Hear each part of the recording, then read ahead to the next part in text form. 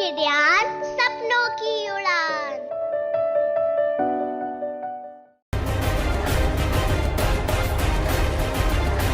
आज कहानी एक ऐसे क्रांतिकारी की जिसके लिए देश और स्वाभिमान सबसे बढ़कर रहे और उसने इन दोनों की रक्षा की। आज कहानी मदन लाल धींगरा की।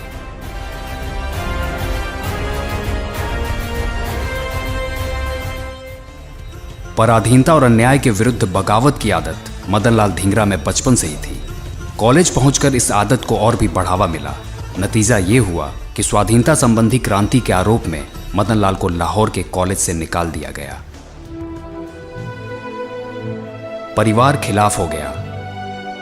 खर्चा चलाने के लिए कभी क्लर्क की नौकरी की तो कभी तांगा चलाया।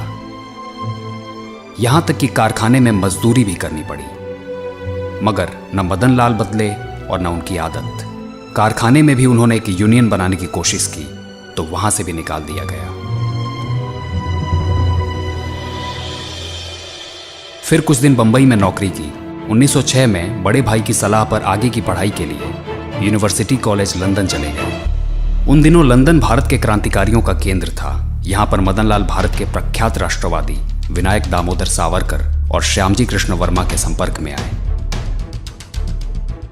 सावरकर मदन लाल के क्रांतिकारी विचारों से बहुत प्रभावित हुए और उन्हें अभिनव भारत संस्था का सदस्य बना दिया। अंग्रेजों की साम्राज्यवादी नीतियों के खिलाफ मदन लाल धींगरा का आक्रोश अब 7वें आसमान पर था।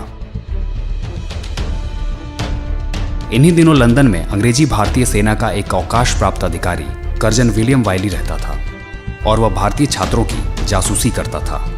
क्रांतिकारियों ने अंग्रेजों के इस जासूस कर्जन वाइली की हत्या करने का निश्चय किया और यह काम सौंपा गया मदन लाल धींगरा को। कर्जन वाइली, तेरे षड्यंत्रों के कारण हमारे कितने देशभक्तों के प्राण चले गए, कितने परिवारों का नाश हो गया। 1 जुलाई 1909 की शाम थी। मौका था नेशनल इंडियन एसोसिएशन का वार्षिकोत्सव। इसमें बड़ी संख्या में अंग्रेज तथा भारतीय शामिल हुए। कर्जन वाइली भी आया। मदन लाल कुछ बातचीत के बहाने उसके पास पहुंचे और दाग दी एक के बाद एक कई गोलियां। इस दौरान वाइली को बचाने आए एक पारसी डॉक्टर कावस लाल काका को भी गोली लगी। किसी भारतीय द्वारा ब्रिटेन में की गई यह पहली राजनीतिक हत्या थी।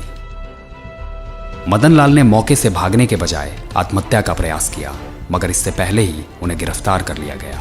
कर्जन वाइली और कावस लाल काका की हत्या के आरोप में मदन लाल धींगरा पर 23 जुलाई 1909 को अभियोग चलाया गया। सावरकर, 17 अगस्त की सुबह 9 बजे जब ये लोग मुझे फांसी के रस्से तक ले जाएंगे तो उस वक्त भी मैं इसी तरह मुस्कुरा रहा हूंगा। और 17 अगस्त 1909 को लंदन के पेंटनविल जेल में फांसी दे दी गई।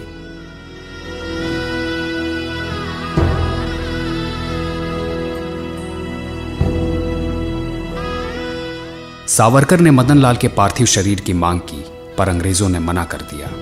इस महान क्रांतिकारी ने देश के लिए जान दे दी, मगर देश की मिट्टी नसीब हुई 67 साल बाद। 13 दिसंबर 1976 में जब भारत की टीम उधम सिंह का शव तलाशने लंदन गई, तब उन्हें मदन लाल धींगरा का भी शव मिला।